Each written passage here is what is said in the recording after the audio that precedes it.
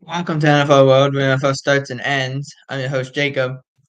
And to begin, hang on, let me make sure this works.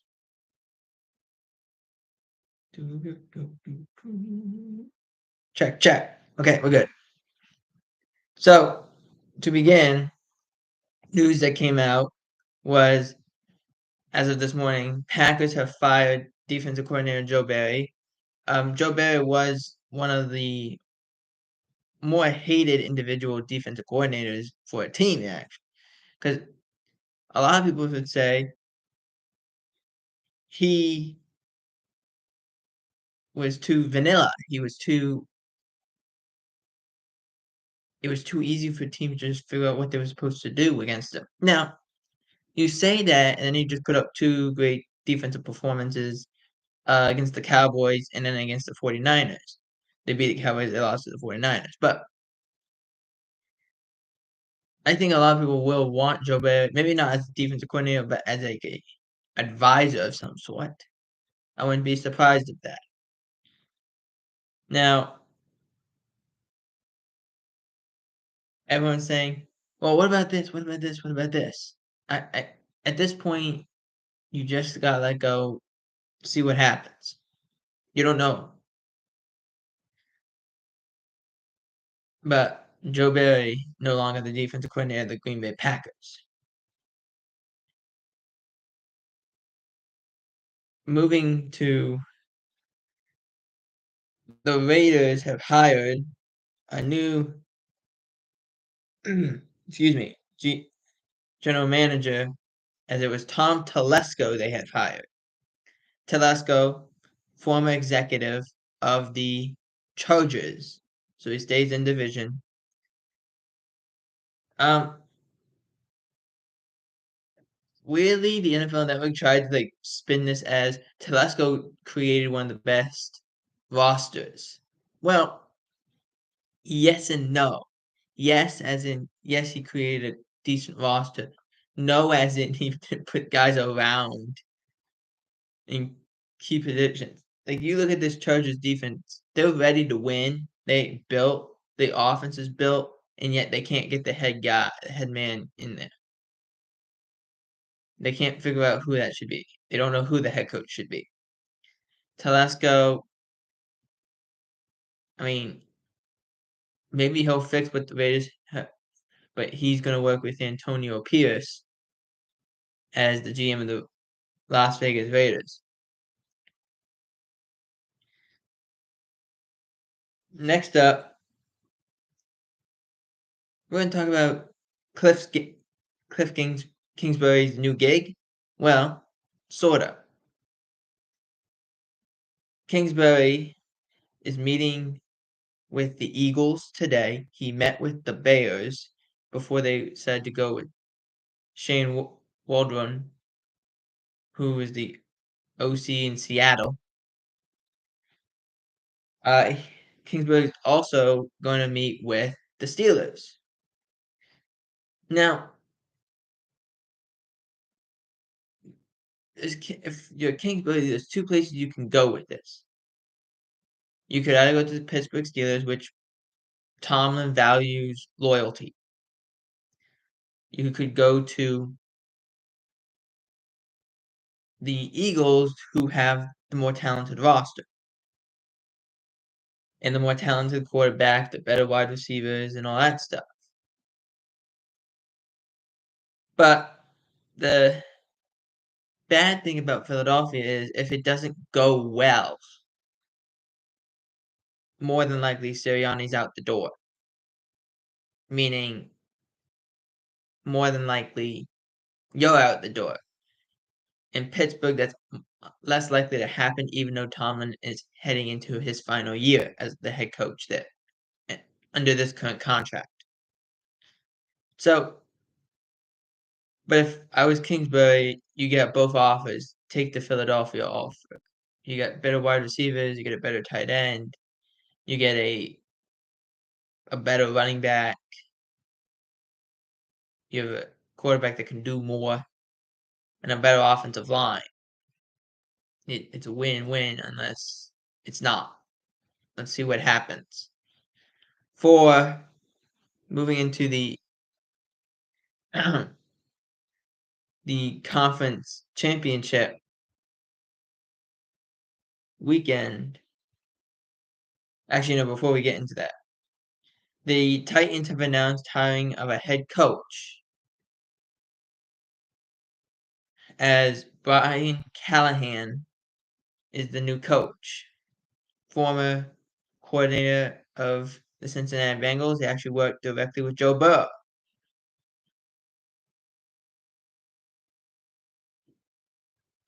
Is Callahan as the Titans announced they hired Brian Callahan on Wednesday. Really, this information came out on Monday as Vrabel was fired earlier this month. Callahan, 39 years old, becomes the sixth youngest head coach in the NFL. Callahan, son of Bill Callahan, who was the former head coach of the Raiders, now current offensive line coach of the Browns. He's been with the Bengals for 5 years.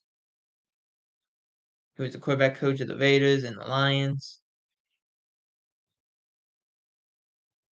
He was an offensive assistant when the Broncos won Super Bowl 50. Callahan has worked with players with the best quarterbacks as Peyton Manning, Joe Burrow, Matt Stafford, Derek Carr. Now he's tasked with developing Will Levis. This, I think, we're at the point of this. If you're Tennessee, it's a will or won't situation. You have two quarterbacks because you're not bringing Tannehill back, more than likely. But you have two quarterbacks that you've drafted very high in consecutive drafts. You need to find who it is. We think it's Will Levis. We don't know if it's Will Levis. The offensive line is terrible. I want to see what Brian Callahan can do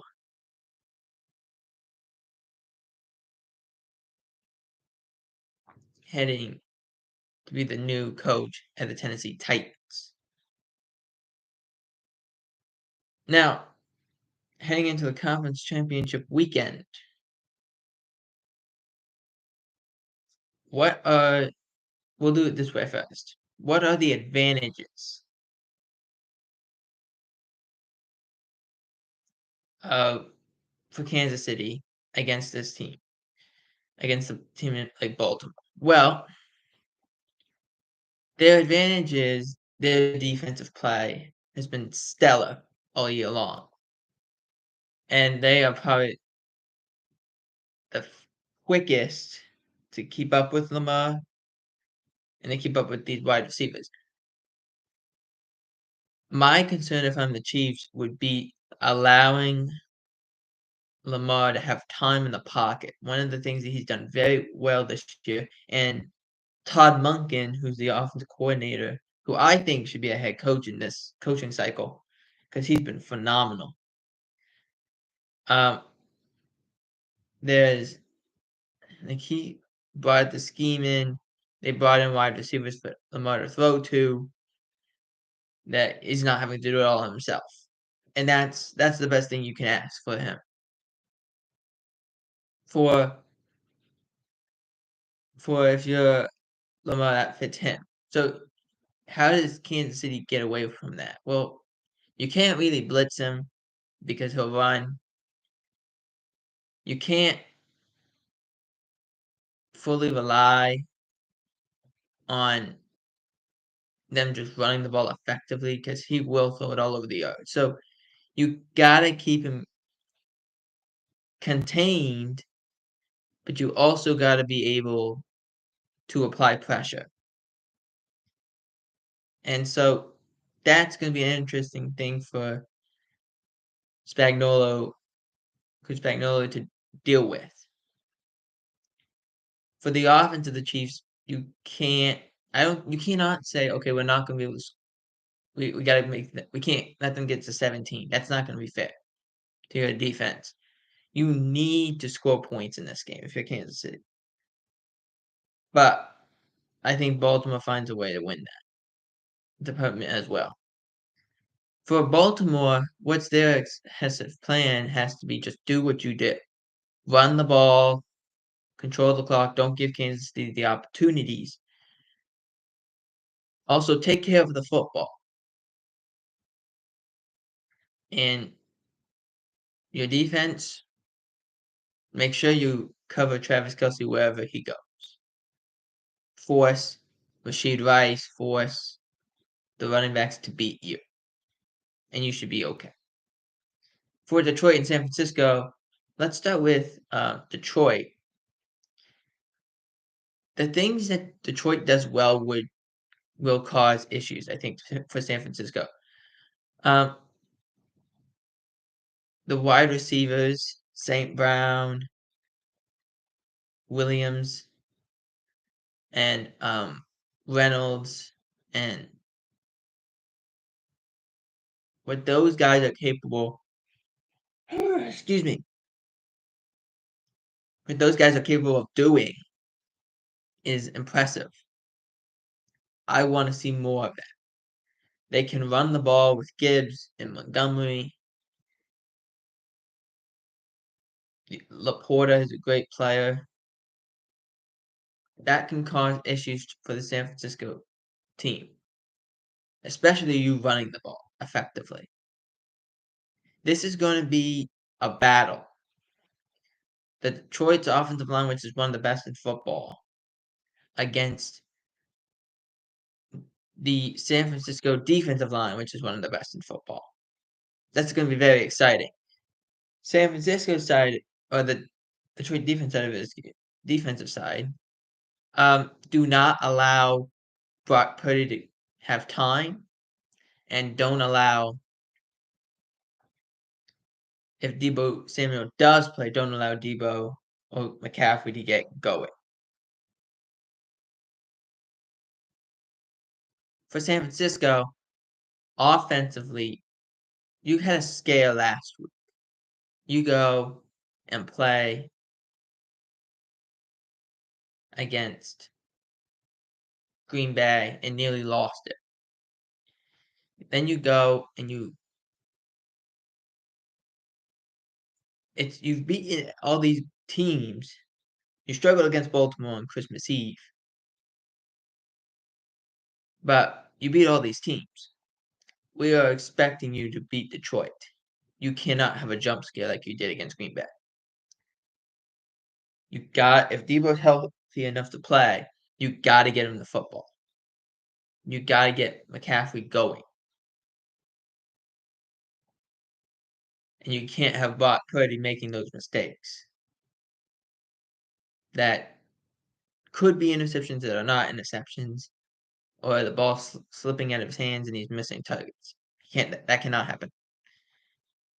For defensive side, for the San Francisco, you cannot allow Detroit to run the football, and you cannot allow Williams, St. Brown, or Laporta to really get going, because it will be a long night for you. So the score, or the favorite, Baltimore, which is 2.5, which I think is disrespectful. I have Baltimore winning 34 to 21. Just Kansas City's not going to be able to keep up. And San Francisco is favored by 7. I have the upset. Detroit wins in a fun game, 38-31. So I'm rolling with a Super Bowl of Baltimore, the Baltimore Ravens versus the Detroit Lions. One note that I want to make: the Baltimore Ravens have never hosted an AFC Championship game. They did when they were the Baltimore Colts. but never as the Ravens. So I'm hoping that we have a Baltimore Ravens Detroit Lions Super Bowl in Las Vegas, Nevada in 2 weeks' time. For NFL World, I'm Jacob Hebert. Out.